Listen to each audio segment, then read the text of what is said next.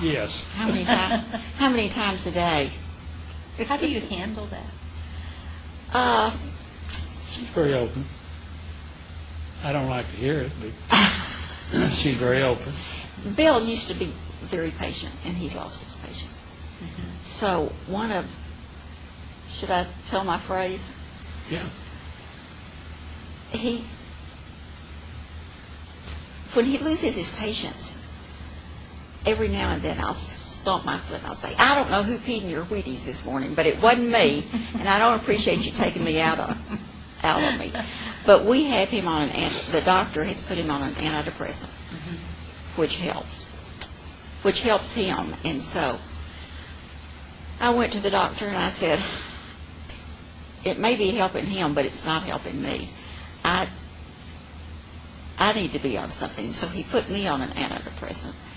And I was on it for 30 days, 60 days, which is how I said, I can't tell that it's not giving me any more patience. And I'm not the one with the brain problem. And I just hate to be taking something that's affecting me when he's the one that's got the problem. And my girls will say, Mom, he may be the one with the problem, but it's affecting you. And so the doctor said, why don't I just give you, he gave me a prescription for Xanax. And he said, when you need it, you take it. You can take up to 3 a day.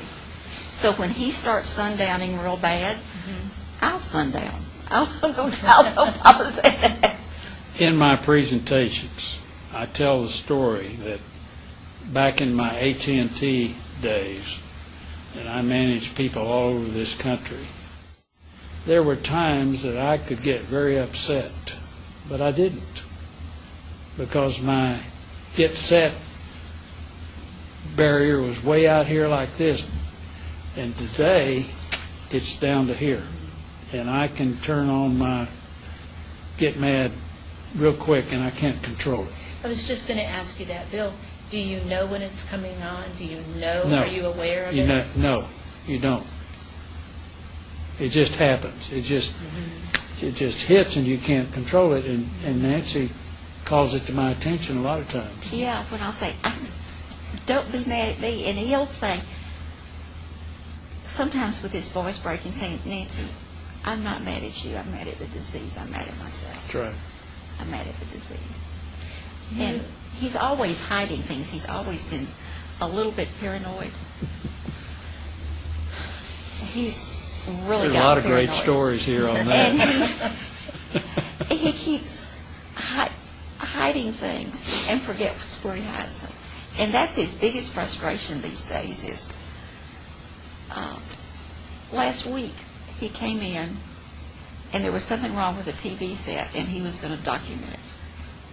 And I came in and said, what's wrong with the TV set? And he said, don't touch it, don't touch it. I said, okay, I won't touch it. Well, a little bit later I came in and the TV was on and he said, I said, oh, the TV got fixed. And he said, did you check it? And I changed the channel. And I said, no, I didn't do a thing. It just came back on by itself. And I said, but I can't find the remote. And he said, I did something with it. I said, what'd you do with it? Well, I hid it from you because I didn't want you to.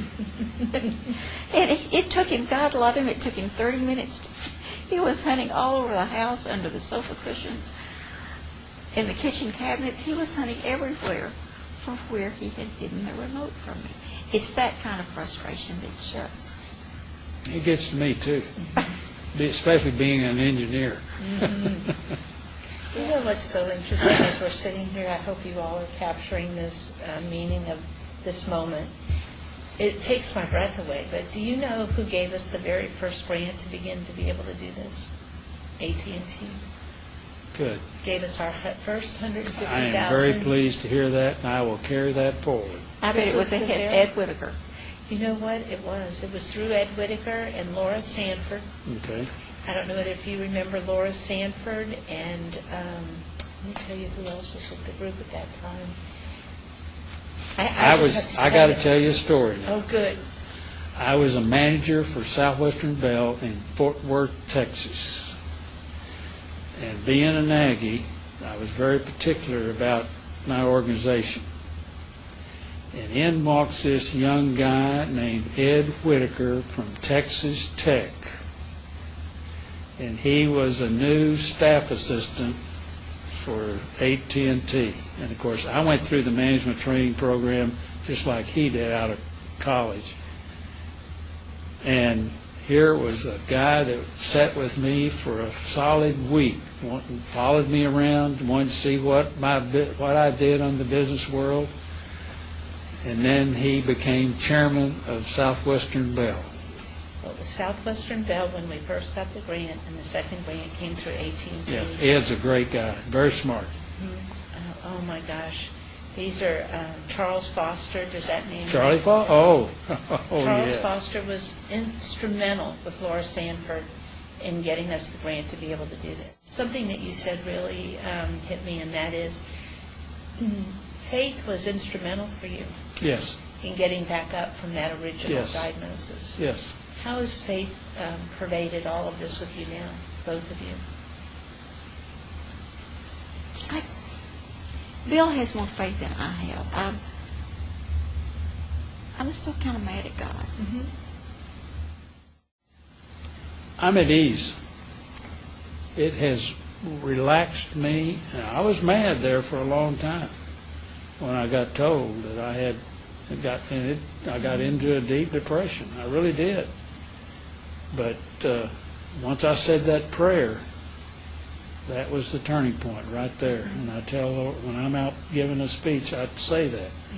And to this day, I'm not afraid to die, but I'm going to fight this disease. It's got one heck of a fight on me.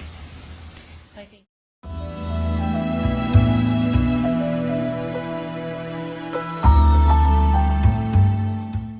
Mm-hmm.